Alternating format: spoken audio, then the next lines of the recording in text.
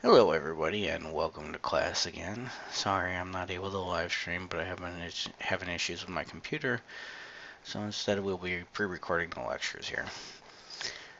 With that said, today's lecture is going to be on proofs involving sets. So far we've done proofs involving conditional statements, so if then we did that directly by contrapositive, then we used a proof by contradiction. And last time we talked about things other than conditional statements, so things other than if-then statements. Today what we're going to look at is things that we'll have to prove when we're talking about sets. So, for example, we have the first thing is I want to show that something is an element of a set or not an element of a set. So here what I have is the set A is all x such that x is a natural number and 7 divides x. So what we'll have to do is if we want to show something is in the set, we have to show it satisfies the properties of the set. So if we want to show 7 is in the set, we have to show that 7 is a natural number and that 7 divides 7. And so we can go through each of these, and we do 14 and 28 and 8 and negative 14 as well. So let's do those at the chalkboard. Well, if we want to show that 7 is an element of A, what we have to do is show that 7 satisfies the properties of being in A. The first thing we needed was that it has to be a natural number. So we're just going to note that 7 is a natural number by the definitions of natural numbers. There's nothing extra to prove here. It's just it is a natural number. Therefore, we have to write it so that we're showing it satisfies that property of being in A. The next thing we have to show is that 7 divides 7. So then we're going to get 7 divides 7. Well, if we want to show this and we want to be precise about this, we really have to show that that means 7 is equal to 7 times some integer k. Well, to do this, what we have is an existence proof. That is, we have to find k so that that's true. So what we'd do is just say let k equal 1. Then I note that k is an integer and 7 is equal to 7 times 1. So 7 is equal to 7 times 7 for some integer k. Therefore, 7 divides 7. Now what we get is that the properties for A where that it's a natural number and 7 divides it. So therefore, 7 satisfies those properties. So we can say, hence, 7 is indeed an element of A. And that's what a proof that something is an element of A would look like. Now, how would this change for 14? Well, we'd go through the same thing and we'd have to say, is 14 a natural number? Well, yes, it is by definition. So we can do basically the same proof and we'll get, note 14 is a natural number. Then, instead of 7 being here, we wanted to show that 7 divides 14.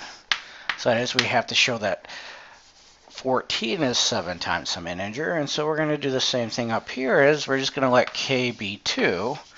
Then 14 is 7 times 2. Therefore, 14 is 7 times an integer for some integer. Therefore, 7 divides 14. So I have that 14 is a natural number. 7 divides 14. So 14 is an element of A. Now, as I went through the proof again, I really just erased the 7s and replaced them with the 14s where appropriate to show that it really is just the same thing each time. We have to show we have a natural number and that 7 divides it by showing that 7 divides it. If we were going to show 28 was an element of A, I'm not going to change all this, but you could do that for yourself, is 28 is an element of the natural numbers. 28 is 7 times 4. Therefore, 7 divides 28. So 28 will also be an element of A. We now want to show that 8 is not an element of A. So what we have to do is we have to show that it does not satisfy the properties of A. So that means that either I have to show that 8 is not a natural number or 7 does not divide 8. In this case, we do know that 8 is a natural number, so that's not going to keep it from being an A, so what we have to show is that 7 does not divide 8. Well, how do we show 7 does not divide 8? Is we have two options, and I'll go through both of them. One is we could do a proof by contradiction, and so we can assume that 7 does divide 8.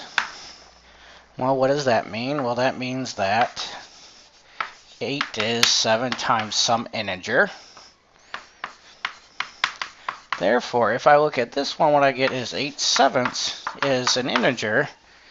So, but we know that 8/7 is not an integer. So here we have that 8/7 is equal to an integer. So it's in the set of integers, but we know that it's not an integer because, well, by definition of integers, 8/7 does not satisfy it. So 8/7 is not an integer. Hence, we have a contradiction.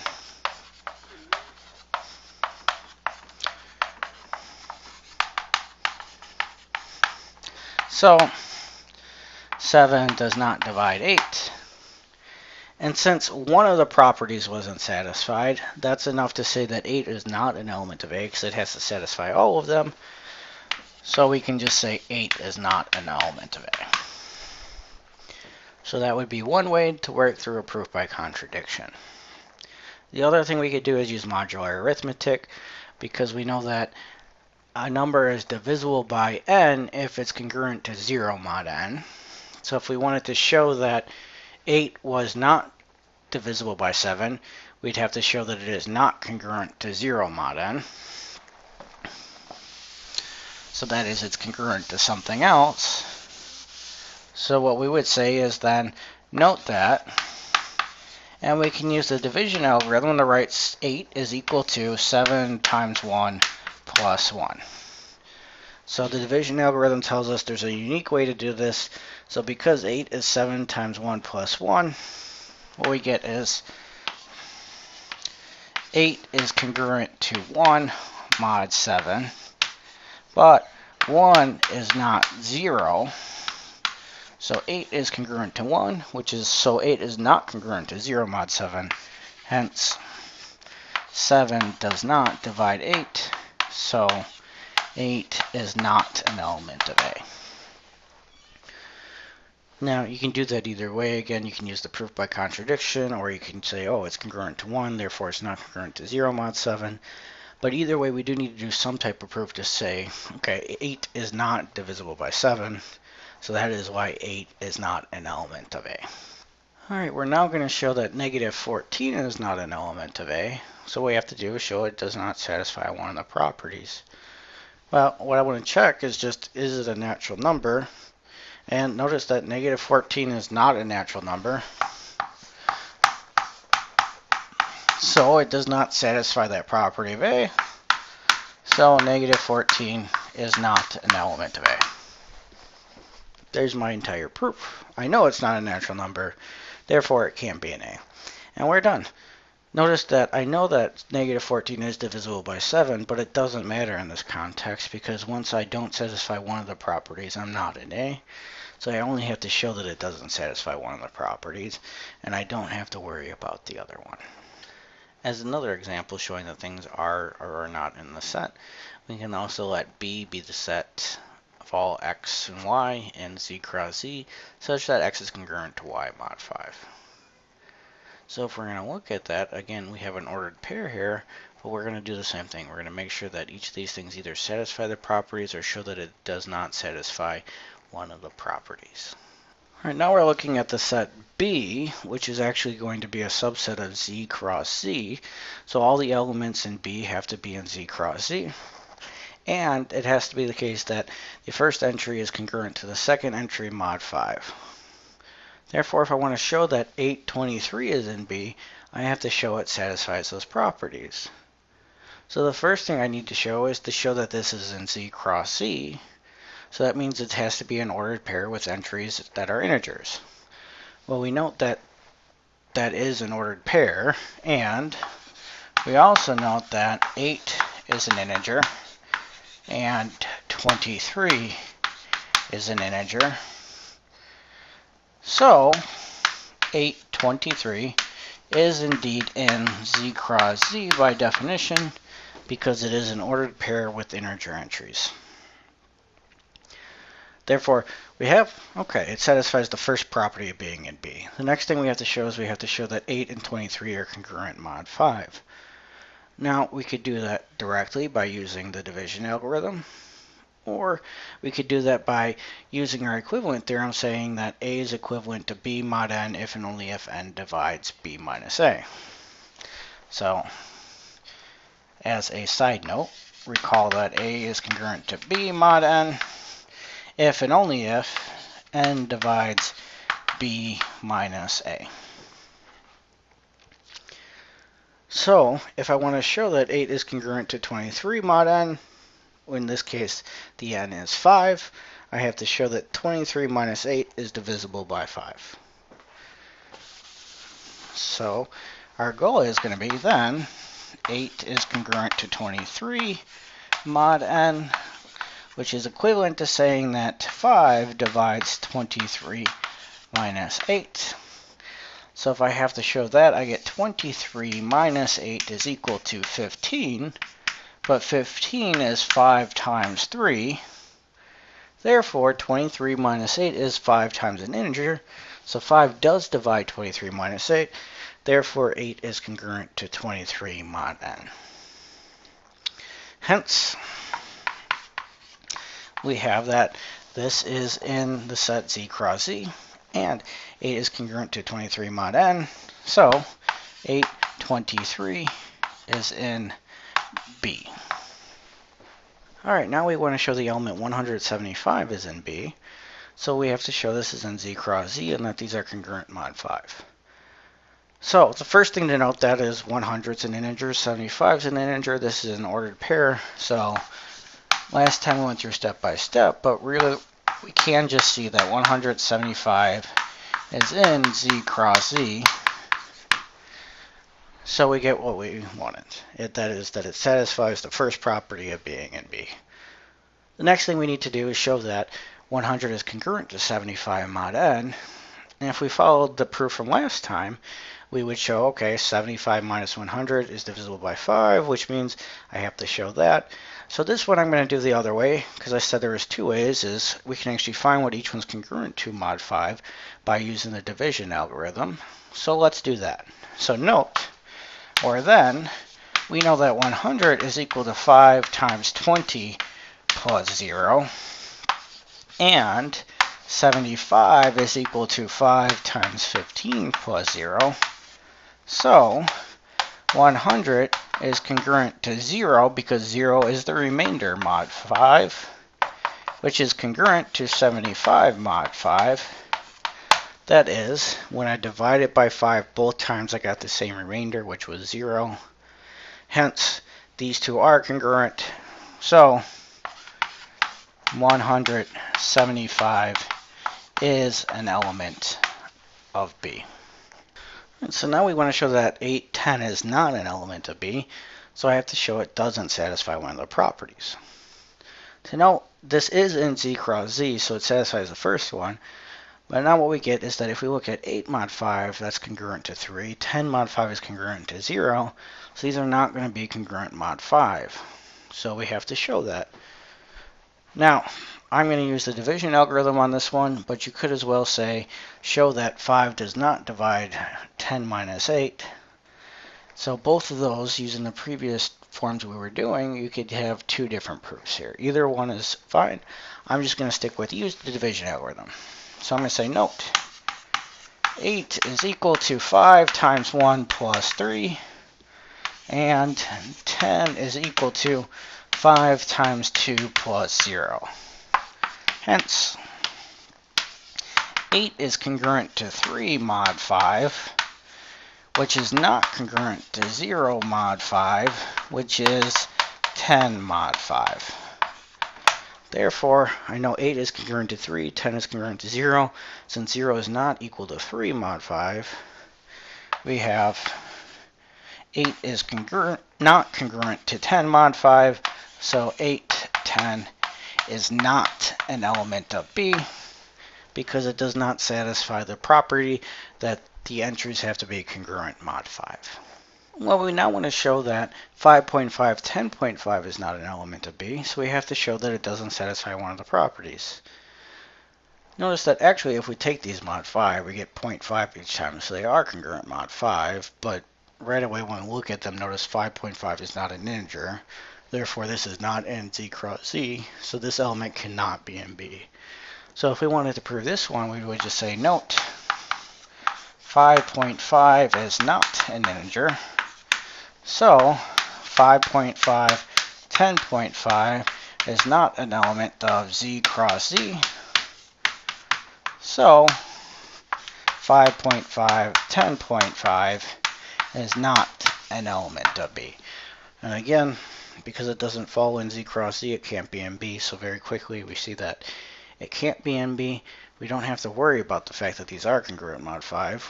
We just know that it doesn't satisfy the first property, so it can't be in B. Now that we know how to show that A is an element of a set, what we need to do next is we're going to look at what does it mean for A to be a subset of another set B. So, what does that mean? Well, if we remember our definition, what that means is that A is a subset of B if every element of A is also an element of B. Which means that if we take any element A in A, then also we have to have A as an element of B. So what we've done is we're kind of using the definition to say if we want to prove that A is a subset of B, what we really have to prove is the conditional statement. If A is in A, then A is in B. Now we can do that directly, which means we would assume A is in A, and then through some progression of steps we get that A is in B.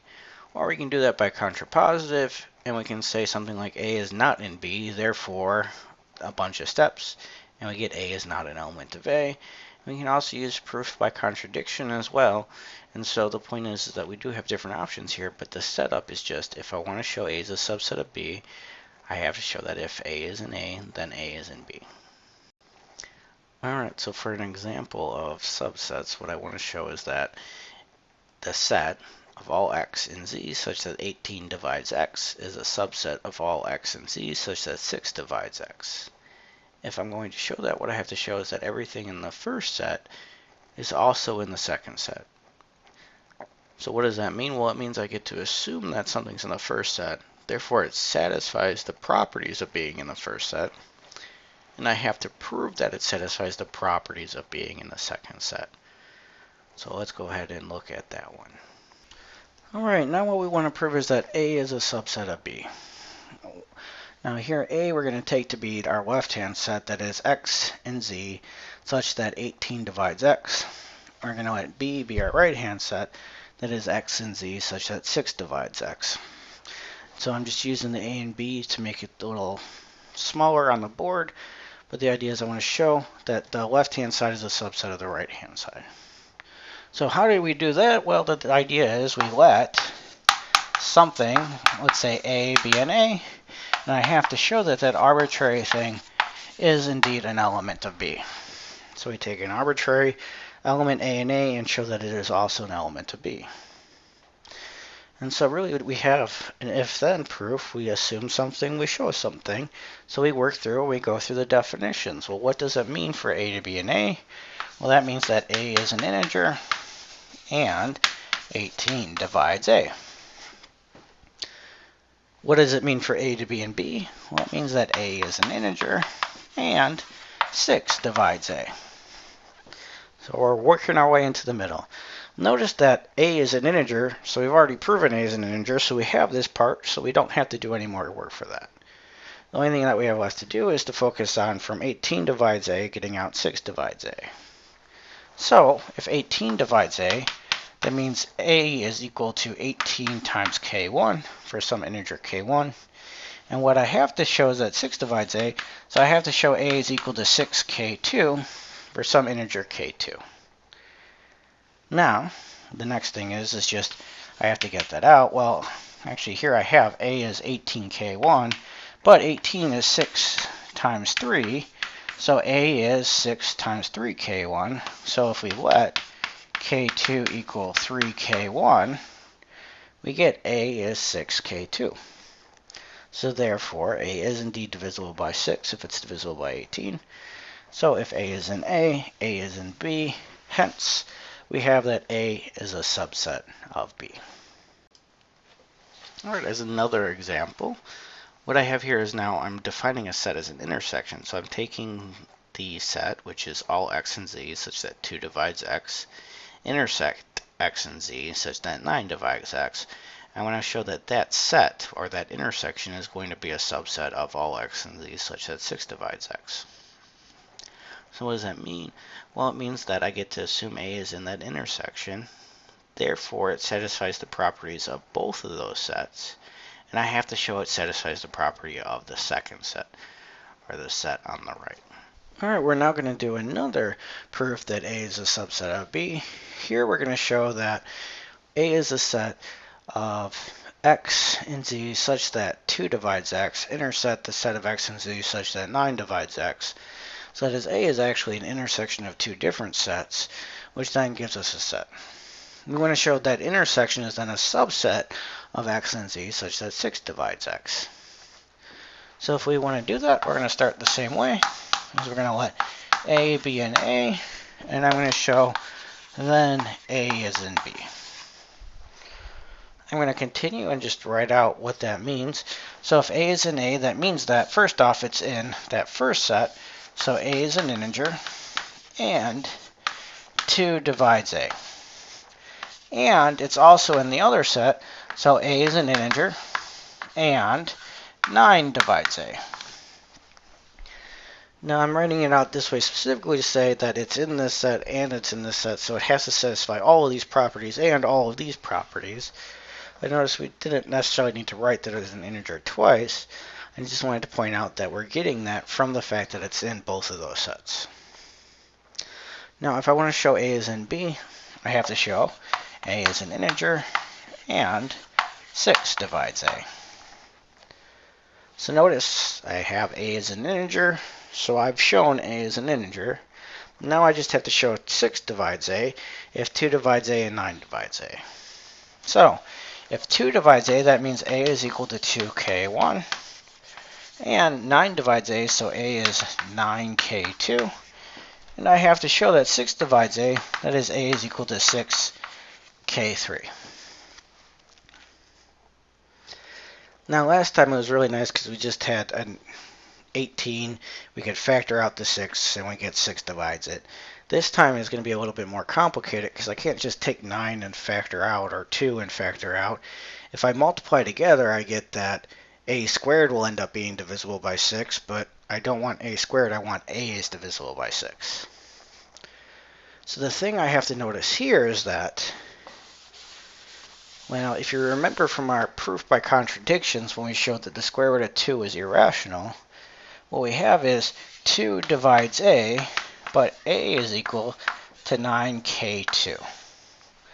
What does that mean? That means that 2 divides the product 9 times k2. Now, the lemma we used in that proof by contradiction was that if 2 divides a product A times B, then 2 divides A or 2 divides B. And so we actually prove this. If it divides a product, 2 has to divide one of the terms. So if I use that here, what I get is that 2 divides 9 or 2 divides k2. However, we know that 2 does not divide 9 because 9 is odd. So that means that 2 divides k2. Well, now what that means is that k2 is equal to 2. I think I'm up to a k4. So k2 is equal to 2k4 for some integer k4. So the idea here is that instead of being able to apply these directly together, is I had to say, okay, well this is divisible by 2. So one of these is divisible by 2, so k2 is. Therefore, k2 can be written as 2 times some other integer. Now, because that's true, again, I'm going to need more room. What I'm left with is A is equal to 9k2, but k2 is 2k4. And now I can factor out a 3, and I get 3 times 3 times 2 times k4, which is 3k4 times 6. Hence, what I would do is let k3 equal 3k4, then a is equal to 6k3. So this is an integer because 3 is an integer, k4 is an integer, so I get 6 times an integer. Therefore, going back to what was at the bottom, 6 divides a, and we know a is an integer, therefore a has to be in the set B. So we do indeed get a is a subset of B. As another example of subsets, here we'll work with a union. So let's say I have the power set of A union the power set of B. Can I show that that is a subset of the power set of A union B? So we want to show anything in either the power set of A or the power set of B is in the power set of A or B. And so now we have another subset proof. I can't use A and B again because I already used them, but the idea is that for any sets A and B, I want to show that the power set of A union the power set of B is a subset of the power set of A union B. So what I need to do is show if something is in here, then it is in here. So I assume. Now, instead of using little a here, I'm going to use capital X is in the power set of A union the power set of B. The reason why I'm using the capital X is to remind myself that if I'm in a power set, I am a subset. So if I'm in the power set of A, I'm a subset of A. So since X is a set, I'm going to denote it by a capital X instead of using my little a. But what I get is assume it's in there. I have to show that X is an element of the power set of A union B. All right. So again, we work through step by step. What does it mean to be in the union of two sets? Well, it means that either X is in the power set of A or X is in the power set of B. So it's either in this one or in this one. And so since we have an or, we're actually going to end up with two different proofs. We'll have to go through this case and this case. So if we do that, notice that if X is in the power set of A, that means that X is a subset of A. Now in this case, I'll just write it over here. This means that X is a subset of B. All right.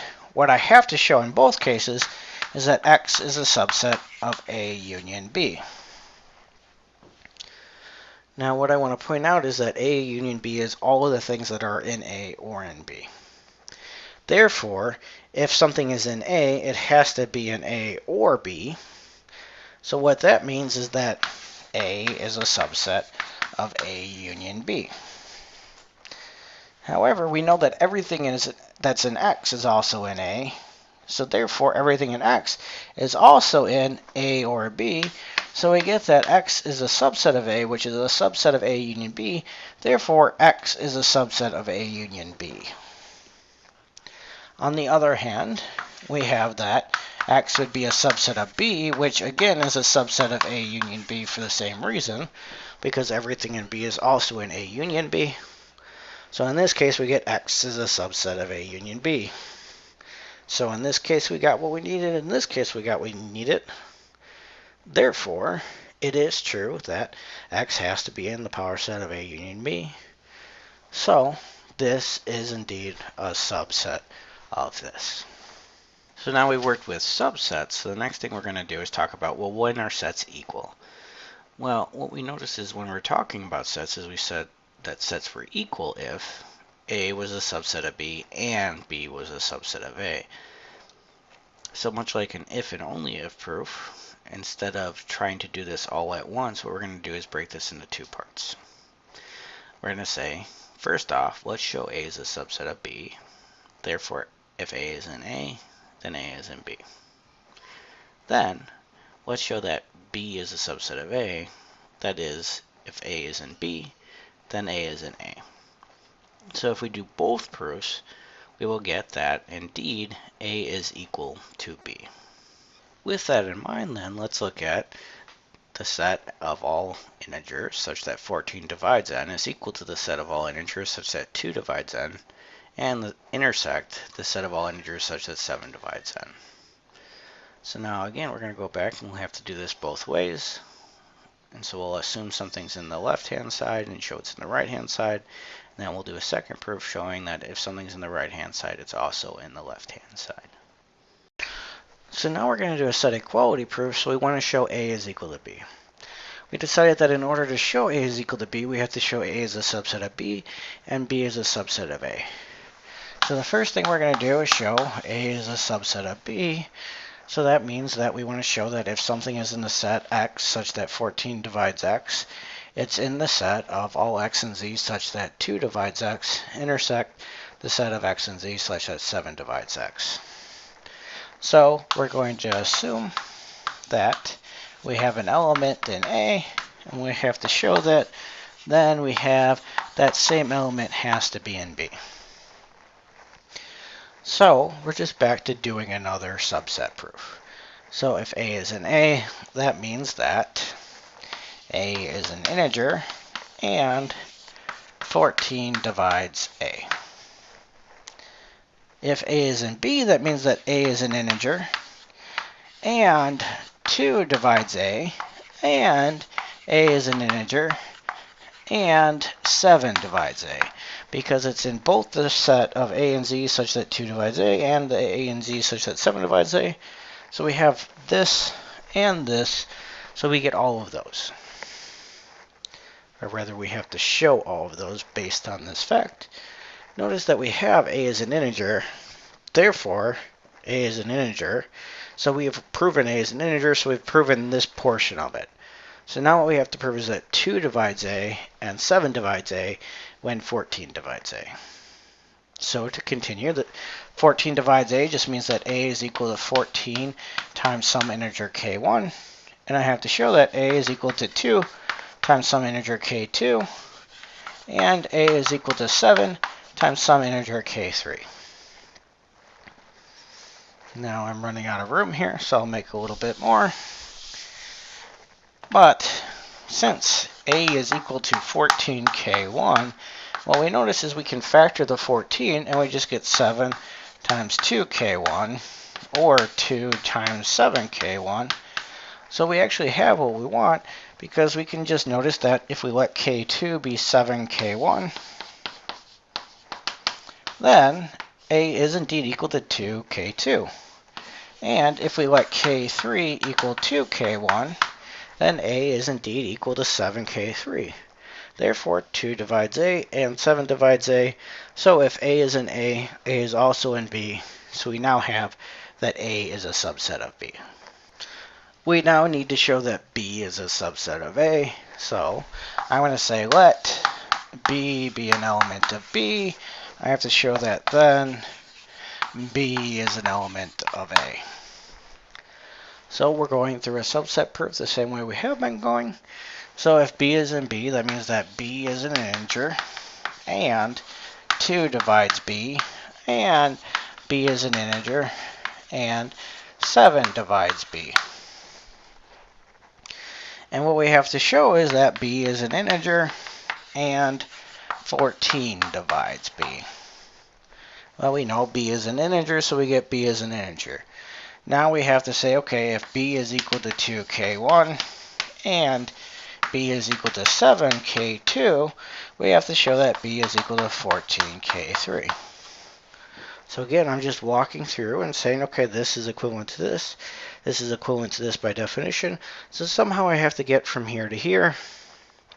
And notice if we go back over our last subset proofs, the last time we could just factor the 14 and we got the 2 and the 7 out. But when we tried to go this direction, we had to do that trick. Or the point is that 2 divides B. So therefore, since 2 divides B, 2 is going to divide 7 times k2. So I'm going to say note, 2 divides 7k2. So what we saw is that 2 divides 7 or 2 divides k2. So what we get is 2 divides k2. So that means k2 is equal to 2. I think I'm up to k4.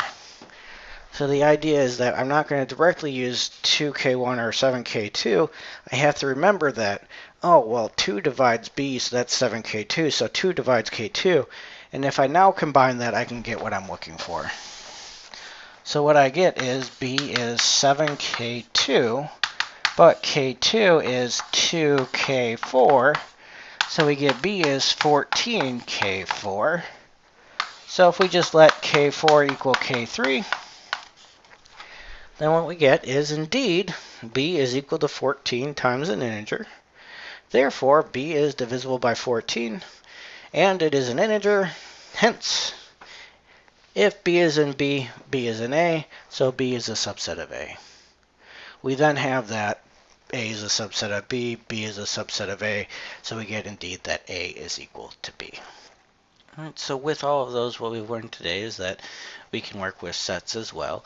And so when working with sets, we kind of break it down from, well, what does it mean by definition for something to be in a set? What does it mean for a set to be a subset of another set, or sets to be equal?